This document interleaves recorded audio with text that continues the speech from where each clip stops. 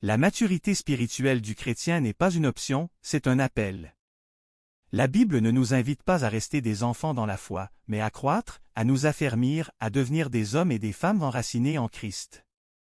Afin que nous ne soyons plus des enfants flottants et emportés à tout vent de doctrine, Éphésiens 4h14. La maturité spirituelle se reconnaît à une foi stable, à un cœur transformé et à une vie alignée sur la volonté de Dieu, même lorsque cela coûte.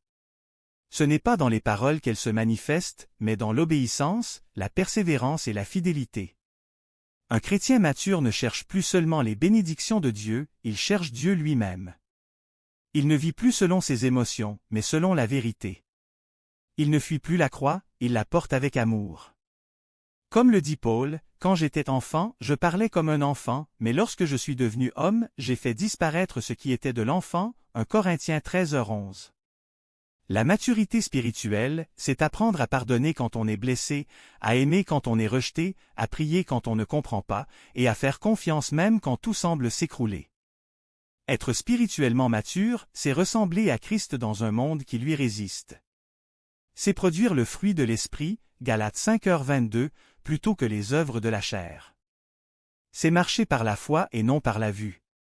C'est comprendre que la souffrance peut être une école, que l'épreuve peut être une semence, et que le silence de Dieu n'est jamais son absence. Le chrétien mature ne vit pas pour impressionner les hommes, mais pour plaire à Dieu. Il sait que la véritable victoire n'est pas dans l'élévation extérieure, mais dans la transformation intérieure. La maturité spirituelle n'est pas un titre, c'est une vie.